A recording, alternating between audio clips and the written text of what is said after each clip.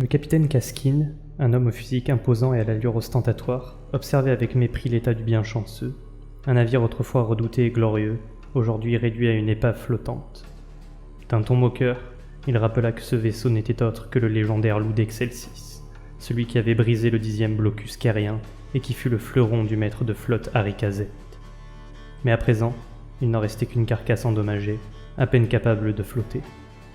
À ses côtés, le capitaine Lors, un marin au visage buriné par les combats et marqué par d'anciennes blessures, confirma la gravité des dégâts.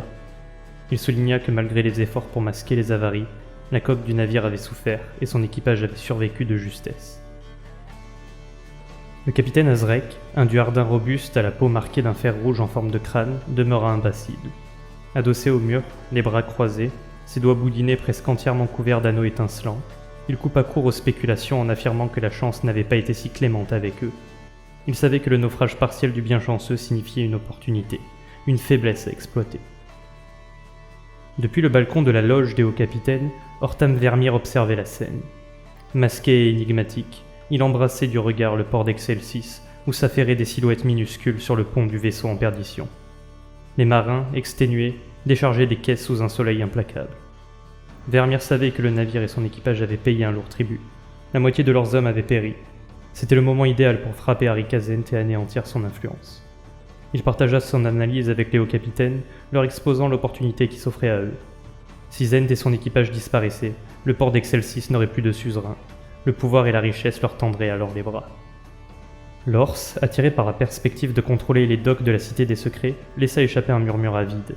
Il comprenait ce que cela signifiait. Domination, commerce florissant, un réseau d'influence inégalé.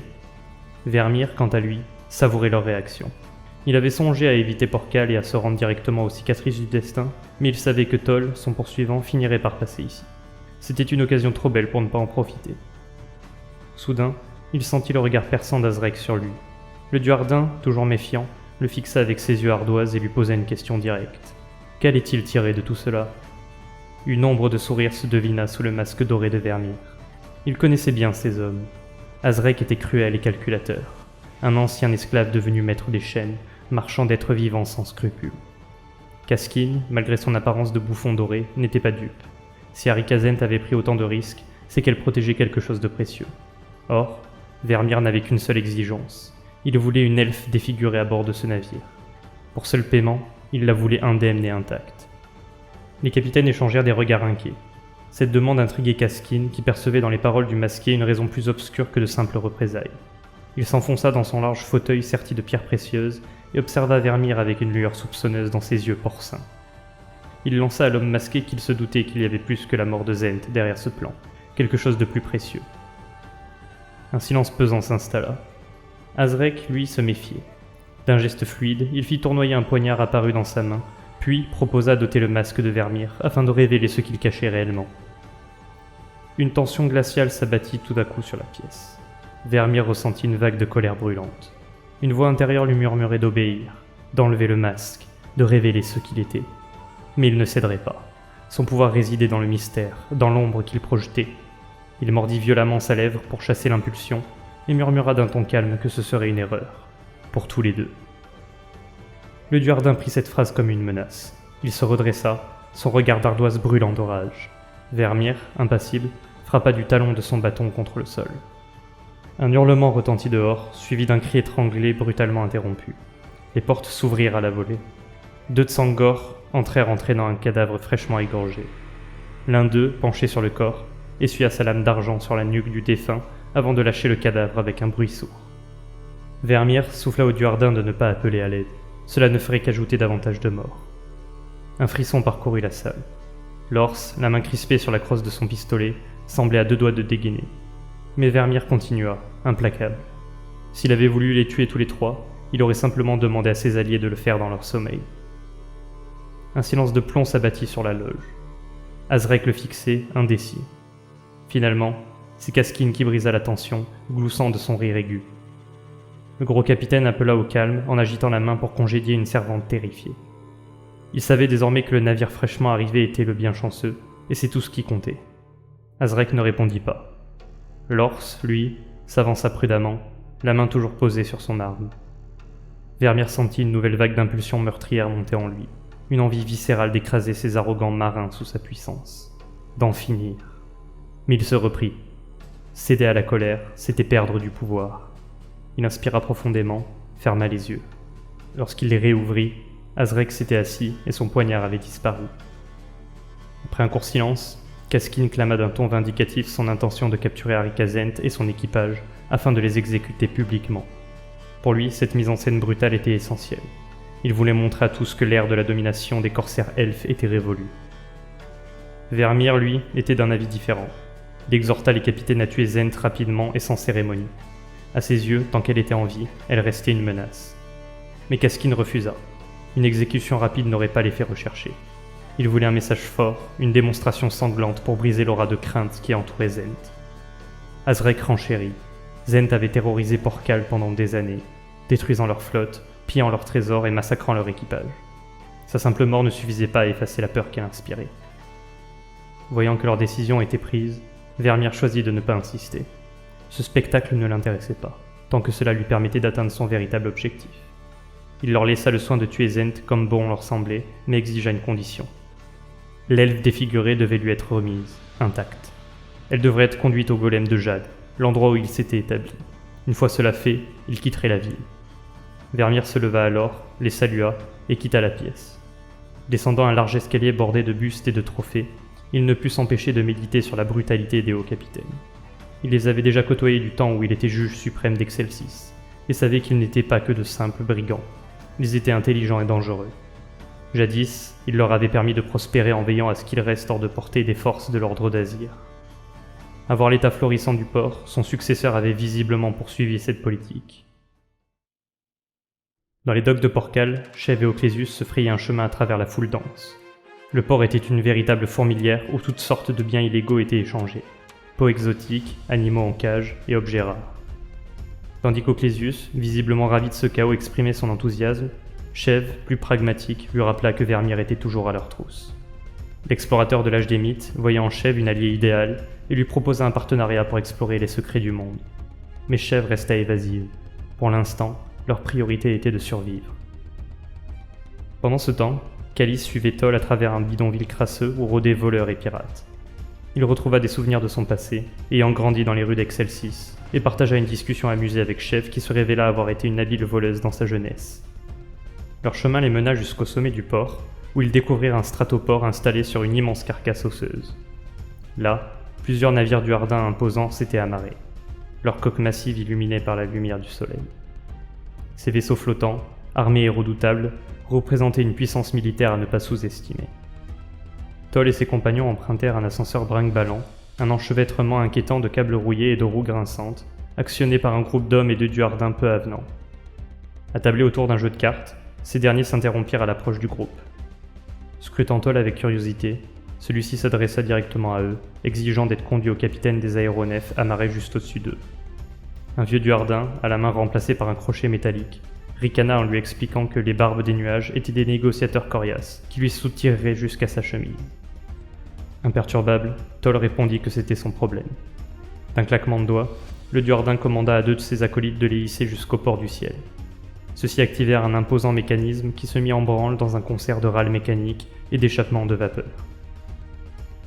Calice, méfiant, commenta l'état précaire de la machine, ce à quoi le vieux duardin répondit en ricanant qu'aucun accident ne s'était produit depuis au moins 2 jours.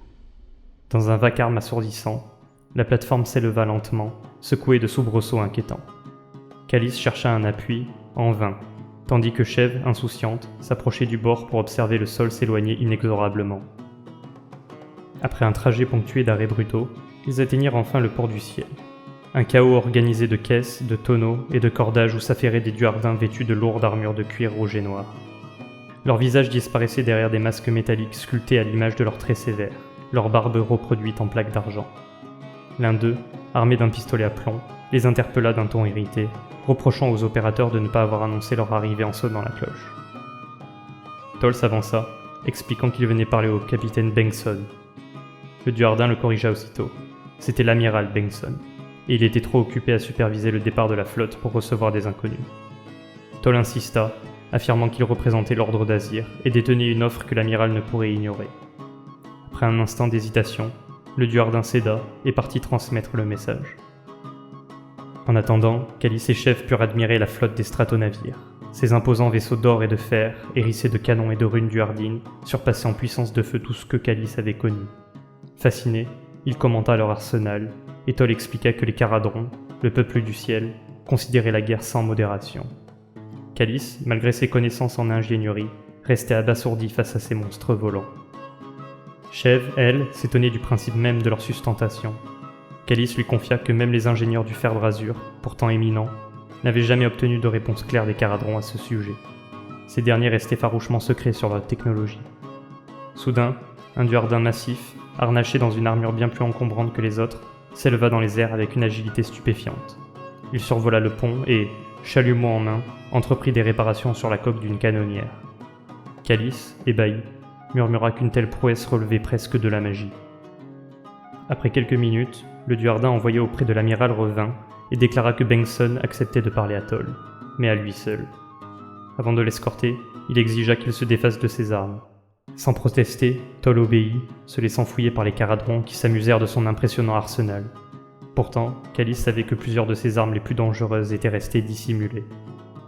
Le sergent d'artillerie Drock, membre des Grun Corps, conduisit Toll vers le majestueux navire amiral, tandis que Calice et Chèvre, frustrés, recevaient pour consigne d'attendre au roi noyé, une taverne du port. Calice maugréa à l'évocation du nom peu engageant, mais obéit, sachant qu'il n'avait d'autre choix que de patienter jusqu'au retour de Toll. S'il revenait. Toll et Drock pénétrèrent dans l'immense cuirassé par une grande porte grinçante, s'enfonçant dans ses entrailles obscures. Une coursive étroite s'ouvrait devant eux, bordée de cloisons métalliques aux parois ondulées, faiblement éclairées par des lampes à la lueur orangée qui diffusaient une odeur âcre et désagréable. En avançant, Toll aperçut des pièces emplies de caisses, de tonneaux et de cages, solidement arrimées par des liens de cuir sous la surveillance silencieuse de Duardins masqués. Tous le fixaient d'un regard impassible. L'intérieur du vaisseau semblait démesuré, bien plus vaste que ce que l'apparence extérieure laissait supposer. Il était entièrement conçu pour la fonctionnalité, sans aucune fioriture esthétique. L'odeur ambiante était un mélange d'huile, de cuir et de sueur, un parfum imprégnant les murs du navire. Drock grimpa un escalier raide et atteignit une porte massive gravée de runes énigmatiques. Toll, malgré sa connaissance du dialecte des Caradrons, ne parvint pas à les déchiffrer. Pourtant, il avait identifié les marques distinctives de l'équipage. Il venait de Barak Zilfin, l'une des plus grandes cités du peuple du ciel. Drock frappa sèchement à la porte. Un grognement résonna de l'autre côté avant qu'elle ne s'ouvre sur un bureau encombré de paperasses, de parchemins, de tomes et de cartes empilées en montagnes menaçantes. À la lueur tamisée d'une lampe de bronze poli suspendue au plafond, un Duardin en armure étudiait ses cartes et ses dispositifs éthermatiques.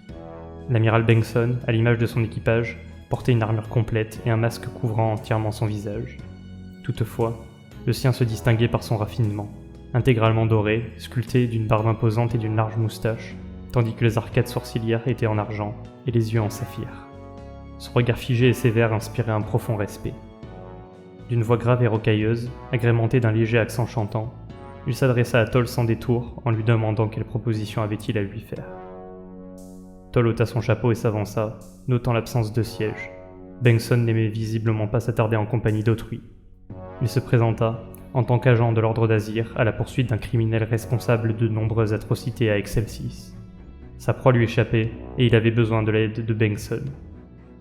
L'amiral s'adossa à son siège, les doigts entrelacés, et répondit que l'infatigable n'était pas un paquebot. Pourquoi interromprait-il une mission commerciale lucrative pour son interlocuteur? Toll répliqua que l'ordre récompensait généreusement ses alliés. Bengtson le coupa sèchement. Si les propos qui allaient suivre ressemblaient de près ou de loin à une menace, le répurgateur devait savoir que le dernier humain à lui avoir donné un ultimatum était tombé durant des heures avant de s'écraser au sol. Toll leva la main en signe de compréhension et reprit calmement. Il savait que son rang ne lui donnait aucun pouvoir sur les flottes de Barak Zilfin, mais il pouvait offrir au Duardin bien plus que de l'or. L'intérêt de l'amiral s'éveilla légèrement. Il demanda qui était donc ce fugitif si important. Ortam Vermeer, répondit Toll, autrefois juge suprême d'Excelsis, aujourd'hui connu sous le nom du Seigneur Doré. Très subtil, ironisa Bengtson. Il pouvait l'être, indiqua Toll. Vermeer avait été l'homme le plus influent de la Cité des Secrets, jusqu'à ce qu'il déclenche une invasion démoniaque. L'amiral admit avoir entendu parler du sac d'Excelsis et de la prime qui pesait sur la tête de Vermeer, mais il ne chassait pas les criminels. Toll ne se démonta pas. Il s'approcha davantage et demanda à Bengtson s'il savait quelles étaient les principales exportations d'Excelsis. Bengtson agita la main et acquiesça. Les prophéties de la lance de Malus, des fragments d'avenir capables de rendre un homme immensément riche. Et pourtant, cette cité regorgeait de mendiants et d'escrocs. C'était parce que seuls les augures les plus précieux étaient conservés par le collège, expliqua Toll. Certains étaient d'une valeur inestimable, révélant des vérités que seuls les esprits les plus brillants pouvaient interpréter. L'amiral, bien que sceptique, laissa percer un intérêt. Toll assena qu'il lui offrait un savoir interdit, un augure capable de faire de lui le duardin le plus riche des royaumes mortels. Une prophétie d'une valeur inégalée, en échange de son aide pour retrouver Vermeer. Un silence pesant s'installa. Les yeux cristallins de Bengtson restèrent fixés sur Toll. Il demanda si le collège accepterait cela. Toll lui dit que non, mais il ne comptait pas leur demander la permission. Bengtson s'adossa lentement, les doigts entrelacés devant lui.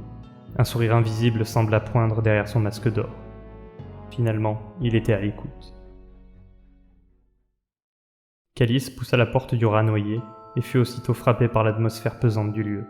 C'était une taverne minable, sans doute l'une des plus misérables qu'il ait jamais visitées. Construite de briques, d'argile et de mortiers d'os, elle était plongée dans une semi-obscurité, seulement percée par 2 ouvertures grossièrement creusées dans le plafond.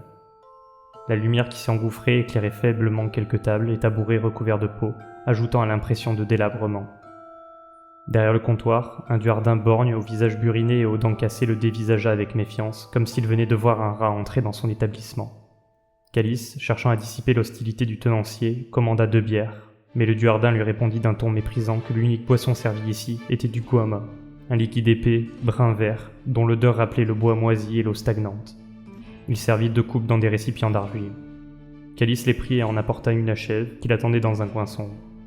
À sa grande surprise, l'elfe but une longue gorgée avant de grimacer, luttant pour ne pas recracher le breuvage. « Grand Dieu, c'était du costaud », grogna-t-elle. Calice tenta sa propre gorgée et le regretta aussitôt. L'odeur n'était rien comparée au goût infect du guama. Cependant, il n'était pas là pour profiter des boissons locales. Chèvre espérait que leur contact accepterait de les aider, car Porcal était un endroit dangereux, et leur cible, Hortam Vermeer, ne leur laisserait aucun répit. Calice, confiant en Toll, lui assura que leur allié était tenace et ne laisserait pas sa proie s'échapper à nouveau. Mais Chèvre semblait préoccupée. Elle redoutait la haine viscérale que Toll vouait à Vermeer. Elle avait déjà vu des hommes se laisser consumer par la vengeance, et cela ne menait jamais à rien de bon. Calice acquiesça. La trahison de Vermeer avait laissé des cicatrices profondes, mais il croyait en Toll. Il ne s'était jamais laissé aveugler par la rage. Chèvre le dévisagea un instant avant de changer de sujet. Pourquoi était-il impliqué dans cette affaire? Il n'était pas un vrai croyant, pas un serviteur dévoué de Sigmar. Alors pourquoi suivre Toll dans une mission aussi périlleuse? Calice soupira et haussa les épaules. Un geste qui fit naître une douleur familière dans sa poitrine. Il ne savait pas vraiment. Il expliqua qu'il avait longtemps considéré l'armée comme sa famille. Il avait été un bon soldat, respecté par ses camarades, trouvant un sens à sa vie dans le combat. Mais tout cela s'était effondré en un instant. La trahison de Vermeer n'avait pas seulement coûté des vies, elle avait aussi brisé ses certitudes, son monde. Pourtant, au lieu de la peur qu'il aurait dû ressentir, il s'était découvert une étrange sérénité, comme si en perdant tout, il avait enfin trouvé sa place. Chèvre sembla méditer sur ses paroles avant de murmurer. Peut-être s'était-elle trompée. Peut-être était-il un vrai croyant après tout. Calice rit doucement et leva sa coupe pour trinquer avec elle. Soudain, la porte de la taverne s'ouvrit avec fracas. Arikazent entra d'un pas assuré, flanqué d'Oscus et de 4 autres corsaires elfes. Elle portait un foulard écarlate sur ses cheveux et avait troqué ses épées jumelles contre une paire de dagues incrustées de rubis. Le duardin tavernier recula instinctivement, visiblement peu rassuré par la présence des elfes du bien chanceux. Zent ignora sa nervosité et sortit une bouteille de son manteau, ôtant le bouchon avec les dents, avant d'apercevoir Calice et Chèvre. Arclis, la pieuse de tombe, et l'indomptable guerrier des guildes, lança-t-elle en s'approchant. Elle fronça le nez en voyant leur boisson et les força à la remplacer par un alcool bien plus décent. Calice versa discrètement son guama par terre, ce qui fit fuir un petit crustacé violet caché entre les pavés. Zent, amusé, leur servit une liqueur ambrée, bien plus agréable au goût.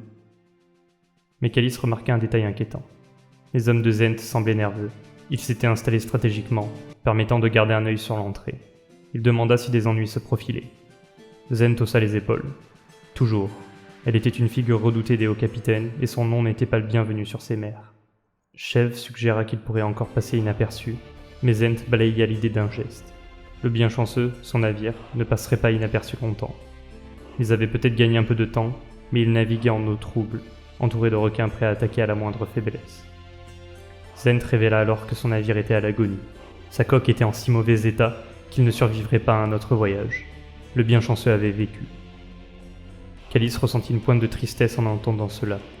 Malgré les épreuves traversées à bord, ce navire avait survécu au pire danger de la côte des Griffes et leur avait permis d'arriver jusqu'ici. Désormais, il leur fallait trouver un autre moyen de regagner Excelsis, soit en trouvant un capitaine prêt à garder le silence, soit en volant un navire. Mais Zent doutait que ce soit faisable. Les navires amarrés dans la baie étaient dans un état encore pire que le sien. Elle vida sa bouteille et d'un air grave, leva son verre en hommage à son navire perdu. Calice et Chef firent de même, buvant en silence. Le jour déclinait lentement, étendant des ombres longues et sinistres sur les ruelles tortueuses du port. Anivertol quittait le stratoport, avançant d'un pas mesuré parmi les bâtiments de torchis et de pierre. En contrebas, des rires avignés s'élevaient, mêlés au tintement chaotique de casseroles et aux clameurs des marchands fermant leurs échoppes. Mais ici, dans cette ruelle silencieuse, l'ambiance était différente. Trop calme, presque irréelle. Une tension sourde flottait dans l'air, et Toll, instinctivement, raffermit sa prise sur le manche de son poignard. Puis, il les entendit. Des pas, feutrés mais pressants, à peine perceptibles derrière lui. Il était suivi. Sans précipiter son allure, il bifurqua brusquement dans une venelle étroite encadrée de cahutes en argile. Le sol, jonché de fragments de coquillages et de verres brisés, constituait un piège sonore. Il choisit avec soin où poser les pieds, se maintenant sur une bande de terre sèche pour ne pas révéler sa présence. Une ouverture béante dans un mur attira son attention, une fenêtre improvisée menant à une masure sombre. Il s'y glissa avec l'aisance d'un chasseur, plaquant son dos contre la paroi de bois vermoulu. Quelques secondes plus tard, deux ombres passèrent devant l'entrée. Toll retint son souffle. Des murmures s'échangèrent, des voix hargneuses, agitées par l'incertitude. Ils avaient perdu sa trace. Il attendit encore un instant avant d'avancer à pas lents à l'intérieur de l'abri. Une silhouette allongée sous un amas de peaux et de filets remua légèrement, marmonnant quelques mots indistincts. Toll l'ignora et se dirigea vers une autre ouverture plus discrète. À l'extérieur, une ombre se profilait sur le toit d'en face. Un homme, vêtu de noir, arbalète en main, scrutait les ruelles d'un regard acéré. Toll serra les dents. Son plan initial, fuir la ville avec Calice et la fille elfe à bord d'un vaisseau Caradron, venait de s'effondrer. Il ne lui restait qu'une option, frapper avant d'être repéré. L'assassin jura à mi-voix et fit un pas en avant. À 3 mètres de lui, de dos. C'était le moment. D'un geste fluide, Toll dégaina un poignard et bondit. Ses pieds prirent appui sur le bord du toit, son élan implacable. L'homme se retourna, trop tard. Toll le percuta de plein fouet. Une détonation sèche retentit. L'arbalétrier avait tiré dans le chaos, mais le carreau siffla sous le bras du répurgateur et se perdit dans la nuit. Toll, lui, avait déjà plaqué une main sur la gorge de sa cible et enfoncé sa lame en plein cœur. Le souffle du mourant se transforma en gargouillis. Du sentier d'éclaboussa la joue de Toll, mais il ne relâcha pas sa prise. Il poignarda encore, et encore, jusqu'à ce que l'homme cesse de bouger. Alors il entendit un bruit, plus bas, puis un sifflement dans la nuit. Toll arracha l'arbalète couverte de sang et la plaqua contre lui. Il se pencha, scrutant les ruelles en contrebas. Une ombre mouvante attira son regard. Il tira sans hésiter. Un hurlement de douleur résonna. Il rechargea, lâcha 2 autres carreaux dans la même direction, puis recula vivement. Une salve répondit aussitôt, des projectiles s'écrasant autour de lui, soulevant des gerbes de poussière et de débris. D'autres poursuivants approchaient, leurs pas précipités s'accompagnant de lueurs tremblotantes. Des torches, un piège. Il tentait de l'encercler, de le contraindre à descendre. Toll comprit que le combat ne ferait que s'intensifier s'il restait là. Il fouilla prestement dans son manteau et en sortit une sphère de bronze vibrante. D'un geste expert, il fit tourner les hémisphères en sens inverse, révélant une série de perforations minuscules. Puis, sans attendre, il la lança dans la ruelle. L'impact fut suivi d'un souffle sourd. Un épais nuage de fumée verte s'éleva aussitôt, rampant sur les murs d'argile, enveloppant ses assaillants d'une brume suffocante. Toll les entendit tousser, grogner, cracher. Certains vomissaient. Il rabattit son col sur son visage et s'y engouffra. Un homme surgit de la fumée, chancelant, la main crispée sur une hache. Toll ne lui laissa pas le temps de reprendre ses esprits. Il abattit violemment la crosse de son pistolet sur son crâne. 1 fois, 2 fois. L'homme tomba à genoux, grognant, et Toll le frappa encore jusqu'à ce qu'il s'effondre. Sans perdre une seconde, il arracha son manteau et le revêtit, dissimulant ses traits sous la capuche. Il s'empara de la hache et s'extirpa de la ruelle, titubant volontairement, feignant l'aveuglement causé par le gaz.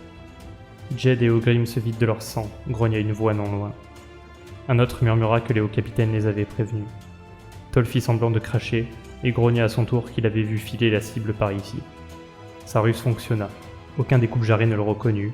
Ils passèrent devant lui maudissant l'inconnu qui les avait pris par surprise. Toll attendit qu'ils disparaissent avant de se faufiler à son tour, quittant le quartier pour rejoindre le rat noyé. Mais à peine avait-il traversé une place jonchée de détritus qu'une volée de carreaux s'abattit autour de lui. Il se figea. Une voix rocailleuse résonna dans l'ombre, soulignant le talent du répurgateur. Azrek, équipé de sa lame dentelée, s'avança, encadré par 2 hommes de main. Toll nota immédiatement la marque au fer rouge sur son front. Un ancien esclave en fuite, avec la réputation d'être cruel, impitoyable. D'autres silhouettes émergèrent. Hortam Vermeer, drapé dans sa robe noire, masqué d'or, fit son apparition. À ses côtés, un homme mince au teint cireux. Lors, un autre haut capitaine, froid et méthodique. Toll serra les dents. Il était pris. Il aurait dû se douter que Vermeer fanfaronnerait avant de l'achever, lâcha-t-il. Vermeer rit doucement, produisant un son guttural, presque inhumain. Cependant, Lors hésitait. Un répurgateur mort attirerait l'attention de Sigmar. Vermeer, cependant, n'était pas de cet avis. Il s'avança, imposant. Son influence suintait autour de lui, telle une aura oppressante. Lors recula, vaincu. Azrek, lui, souriait, effleurant le fil de son couteau. Enfin réuni, souffla Vermeer. Toll ne répondit pas. Il cherchait une issue.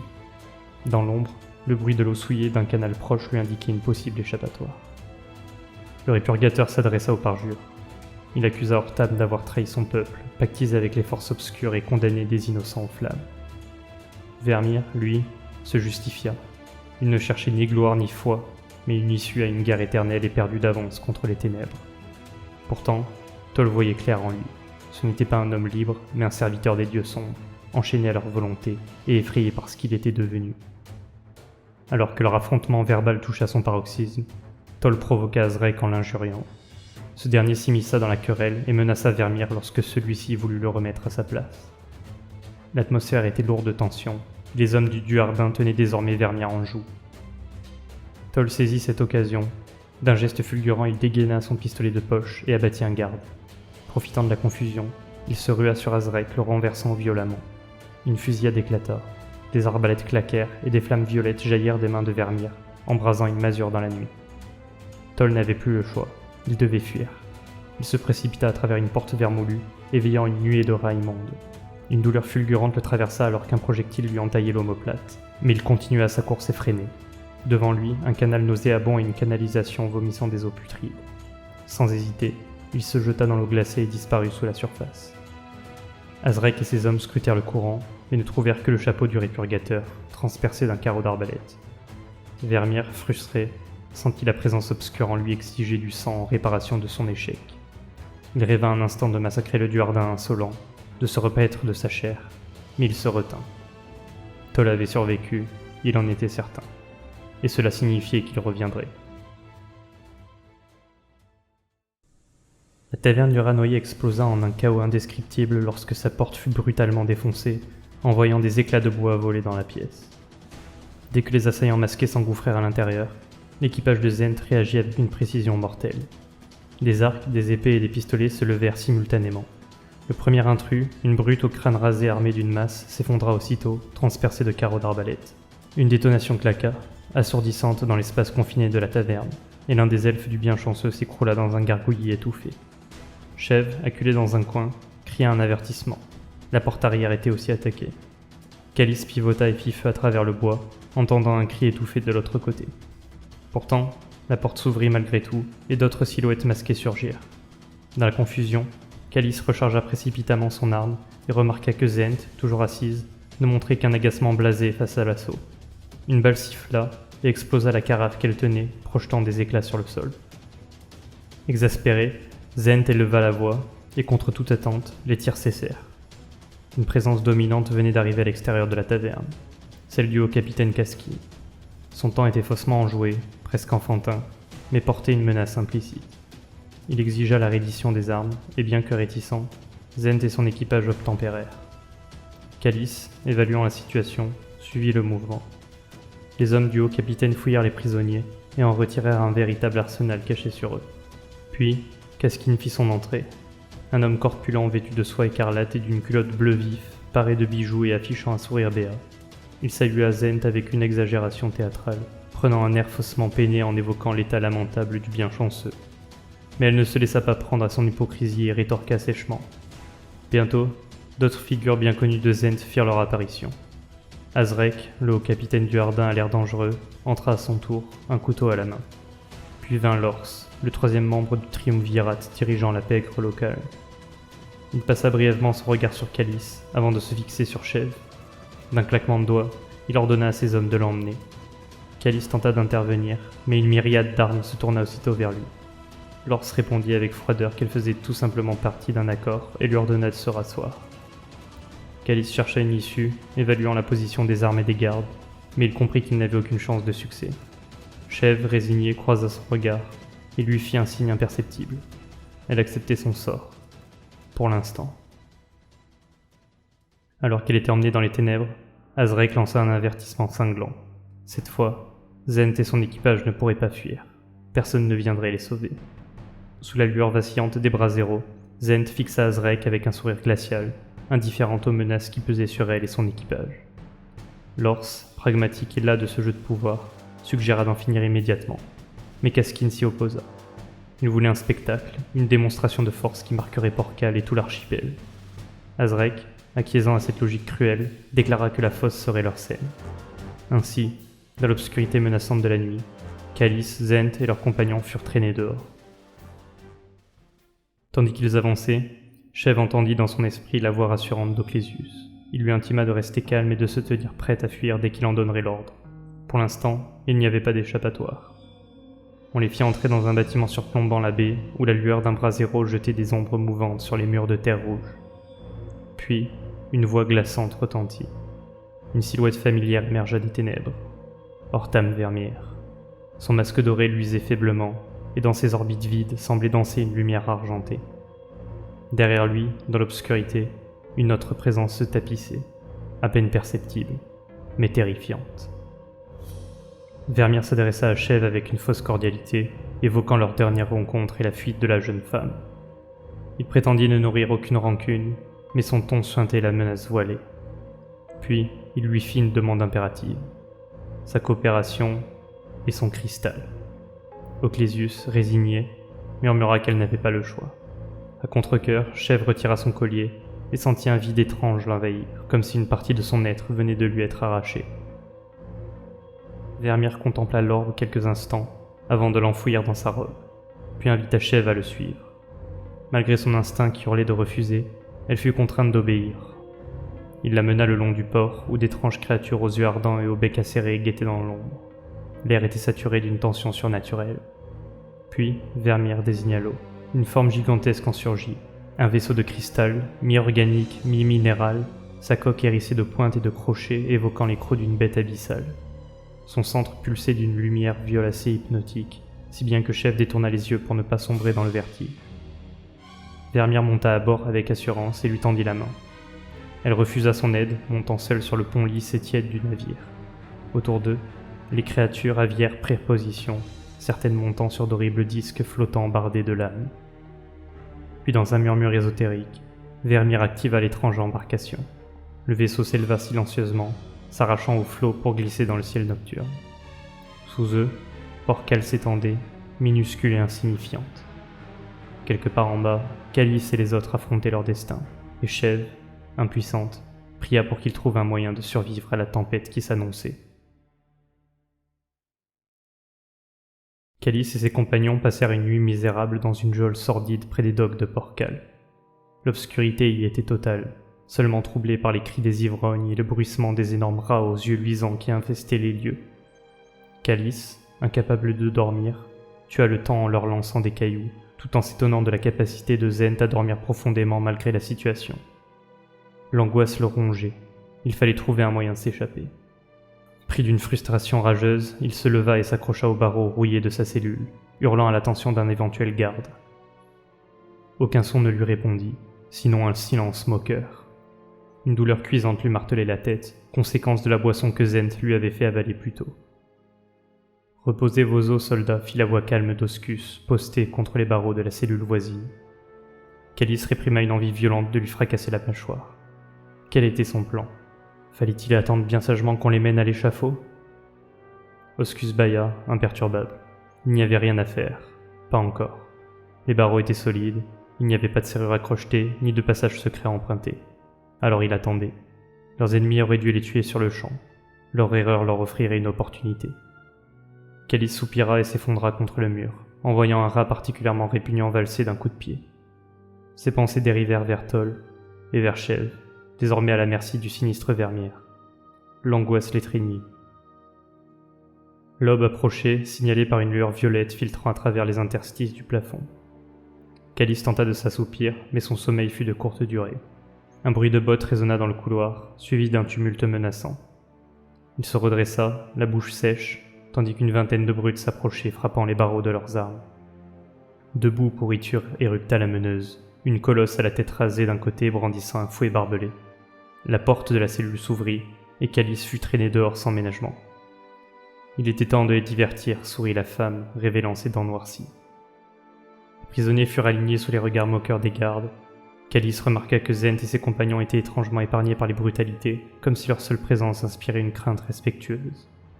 Indifférente, la corsaire elfique étouffa un bâillement alors qu'ils gravissaient les marches vers l'extérieur. Le soleil éclatant les aveugla lorsqu'ils émergèrent sur une place bruyante, envahie par une foule surexcitée. Des marins, des voleurs et des badauds s'amassaient autour d'une fontaine surmontée d'une statue vulgaire représentant une sirène plantureuse.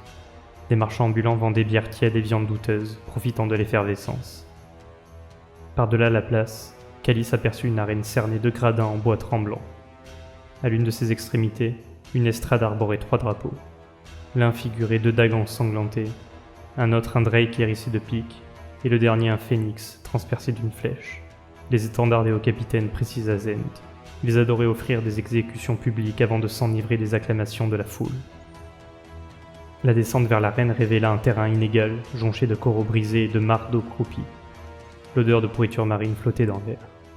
Lorsque vint le tour de Calice, la geôlière lui cracha au visage avant de le pousser à l'intérieur. Il trébucha sur le sol glissant, sentant à peine les regards avides qui pesaient sur lui. Il ne pouvait qu'attendre, sans savoir ce qui allait surgir des 4 vannes d'écluses ouvertes dans les murs. L'épreuve allait commencer. Zent et son équipage se tenaient sur un plateau de roches brûlantes, cerné par un courant d'eau limpide. La tension était palpable. Oscus ramassa une pierre plate et tranchante, tandis que Zent, baissant les yeux, saisit le pommeau rouillé d'une épée brisée. La lame était courte mais encore affûtée. Soudain, une voix retentit au-dessus d'eux. Le haut-capitaine Kaskin, fautré sur une estrade en hauteur, se prélassait sous une coupole, entouré de serviteurs et d'esclaves affairés à lui servir vin et victuailles. Autour de l'arène, la foule était en délire. Des centaines de visages moqueurs hurlaient d'anticipation, lançant bouteilles et détritus sur les captifs. Lorsque Kaskin se leva, son nom fut scandé avec ferveur. Il s'imprégna de l'adulation, puis, d'un geste de la main, réclama le silence. Il hurla alors. Devant la foule se tenait la légendaire capitaine Arika Zent, le fléau de la côte des Griffes, pillard des mers, louve des flots. Les acclamations redoublèrent tandis qu'il listait les crimes de Zent, évoquant les navires qu'elle avait pillés et les marins qu'elle avait envoyés par le fond. La capitaine esquissa un sourire, savourant la reconnaissance, même si elle était teintée de haine. Kaskin continua. Porcal avait longtemps souffert de sa présence, mais aujourd'hui, justice serait rendue. Un torrent de cris enragés s'éleva, accompagné d'une nouvelle pluie de projectiles. C'est alors qu'une autre voix imposa le silence. Le haut-capitaine Azrek, d'un ton calme mais implacable, déclara qu'ils avaient assez parlé. C'était l'heure du spectacle. D'un geste sec, il abaissa la main, donnant le signal. Un grondement retentit. D'épais barreaux se levèrent dans un fracas métallique, libérant un flot d'eau fétide qui se déversa dans l'arène. En quelques secondes, le niveau monta rapidement, tandis que des formes sombres glissaient sous la surface. Zent indiqua de se rallier à elle en faisant tournoyer son épée brisée. Des créatures ophidiennes émergèrent des flots, longues, couvertes d'épines et aux langues fourchues frémissantes. Le murmure oppressant qui s'élevait fit frissonner Calice. « Des Voridons » murmura Oscus. Leur morsure était paralysante. Une demi-douzaine d'anguilles monstrueuses serpentaient déjà dans l'eau tourbillonnante. L'équipage recula vers la terre ferme, tentant d'évaluer la menace. L'un des elfes lança une pierre, brisant les dents d'une des créatures, mais celle-ci continuait à se mouvoir avec une coordination inquiétante, encerclant leur proie. Huvon, Le quartier maître du bienchanceux s'élança, frappant un Voridon d'un coup de pierre. Mais la bête réagit avec une rapidité foudroyante, s'enroulant autour de son bras. Un cri atroce lui échappa alors que la créature déchirait sa chair. La foule hurla d'excitation. Zent intervint, abattant son épée sur la gueule du monstre, tranchant sa mâchoire en deux. Le Voridon, blessé, se tordit en agonisant avant de sombrer dans l'eau, laissant derrière lui un nuage de sang bleuté. Le combat s'intensifia. L'équipage se regroupait, abattant méthodiquement les créatures une à une. Calice enfonça une pierre pointue sur la gorge d'un Voridon, mettant fin à son existence. Cependant, le niveau de l'eau ne cessait de monter. Bientôt, il n'aurait plus nulle part où fuir. Huvon, pâle et saignant abondamment, lutta pour rester conscient. Calice, observant la foule en liesse, comprit que leur fin était proche. Les spectateurs riaient, ivres de cruauté. Était-ce ainsi qu'il allait mourir? Lui, ancien soldat des guildes libres, réduit à un divertissement pour ces misérables. Mais l'horreur ne faisait que commencer. Ce n'était qu'un avant-goût, hurla Zrek. L'heure était venue de leur présenter le vieux Tranche-Peau. Un silence pesant s'abattit sur l'amphithéâtre. Puis d'un seul élan, la foule se mit à scander le nom de la créature. Tranche-Peau. Une nouvelle porte s'ouvrit dans un grincement sinistre. De l'ombre s'éleva un son de griffes raclant la pierre. Une première patte massive s'avança, épaisse comme une lame de sabre. Une seconde suivit, accompagnée d'une frondaison d'antennes palpitantes. Puis, la chose sortit enfin de sa tanière. Elle était gigantesque, semblable à une araignée des abysses, couverte d'une chitine rugueuse et hérissée de pointes. Ses 8 pattes glissaient avec une agilité cauchemardesque. Une douzaine d'yeux noirs brillaient au-dessus d'une gueule bardée de crocs dégoulinants. Calice sentit son sang se glacer. Un écorcheur abyssal, murmura Oscus, la voix tremblante. Par les profondeurs, comment avait-il réussi à capturer une telle horreur?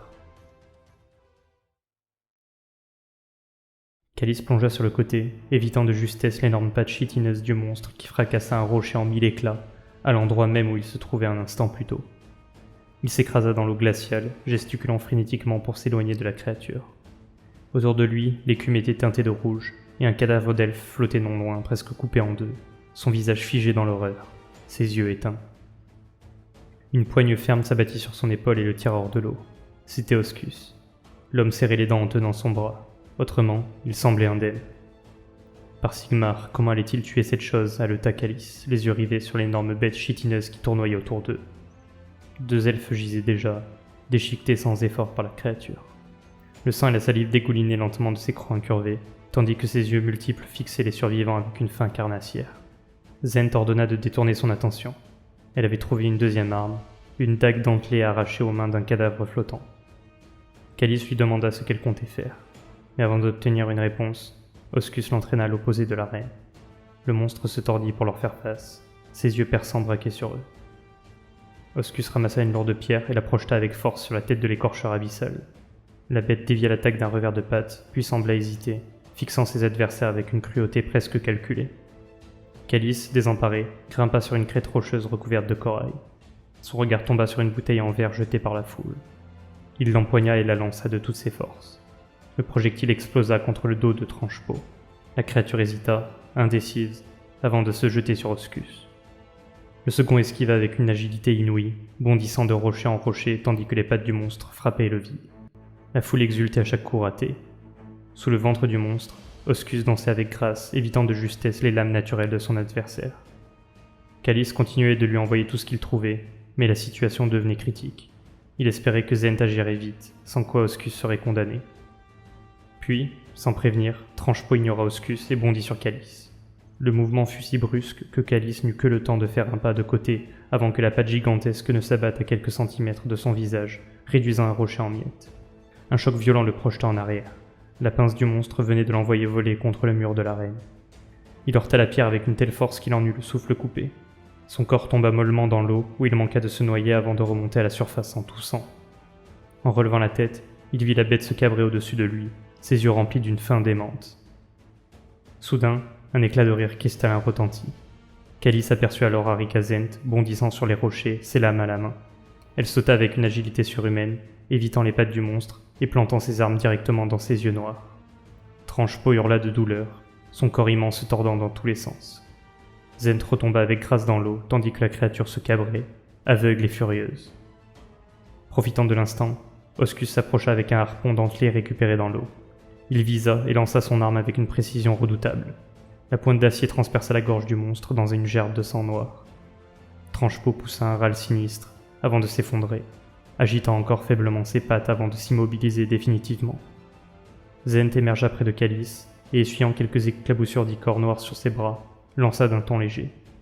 À son avis, combien de jouets leur restait-il ? Suffisamment pour les occuper encore un moment, grommela Calice, en massant sa tête endolorie. Par le trône d'Azir, cette gueule de bois aurait raison de lui.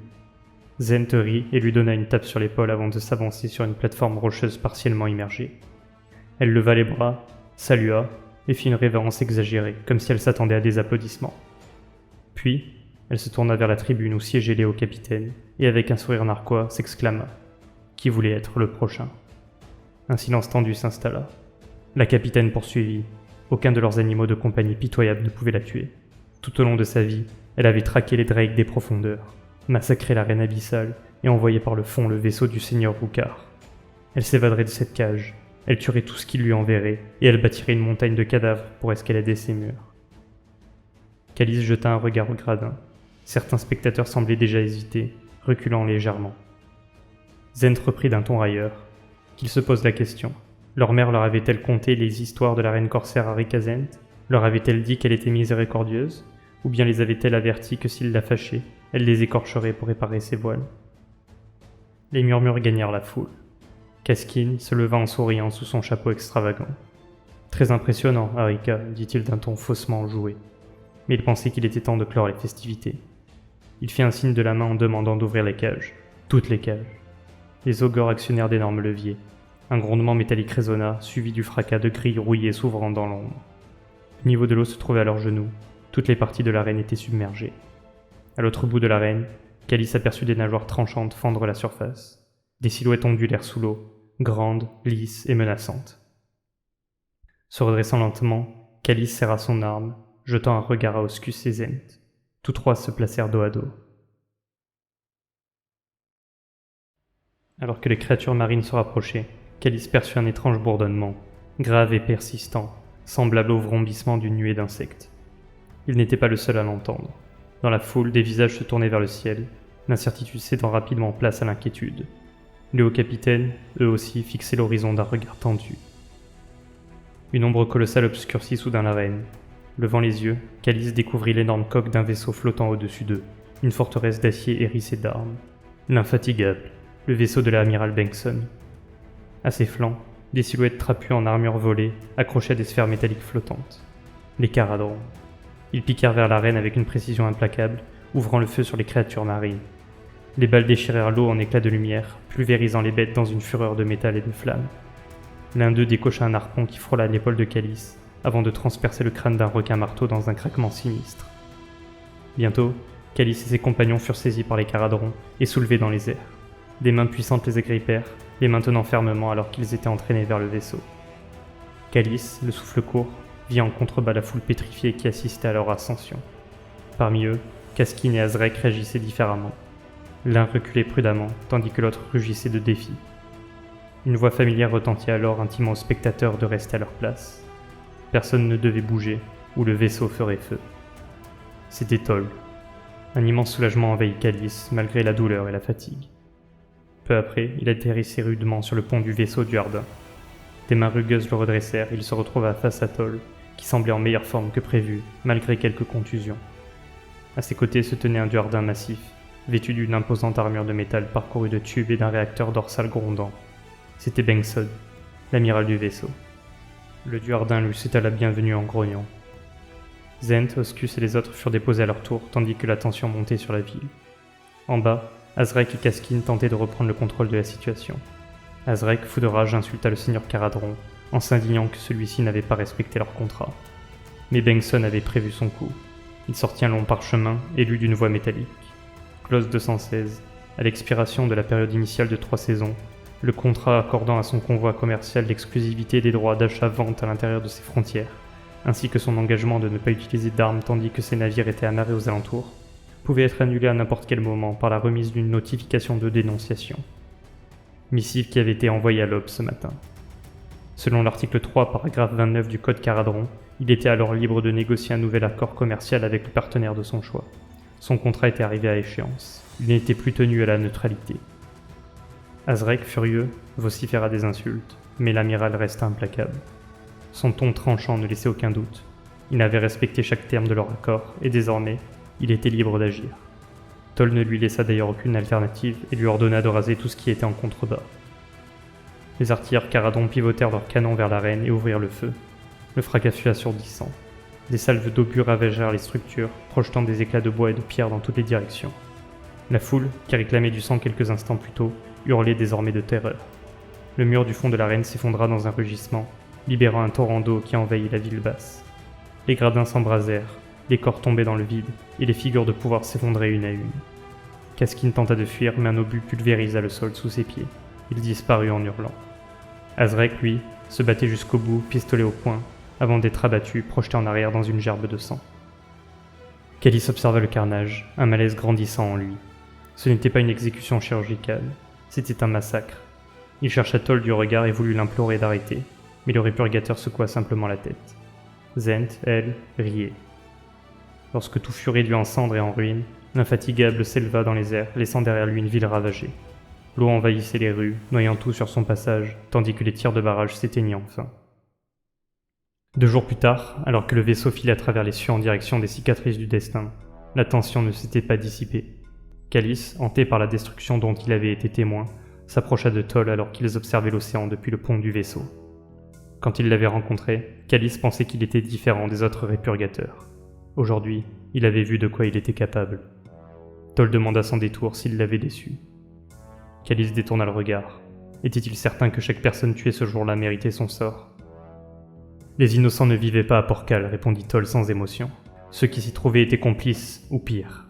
Ils avaient simplement montré ce qui arrivait à ceux qui défiaient Sigmar. Calice répliqua qu'il n'avait pas signé pour massacrer des foules. Toll lui rappela que ces mêmes foules les auraient regardés mourir sans sourciller. Mais Calice n'était pas convaincu. Il y avait ceux qui étaient justes, et ceux qui ne l'étaient pas. Il en était certain. Toll posa une main lourde sur son épaule.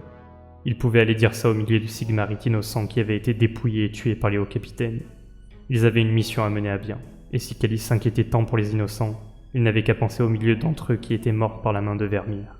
En leur honneur, Toll avait besoin qu'ils restent concentrés sur la mission qui les attendait.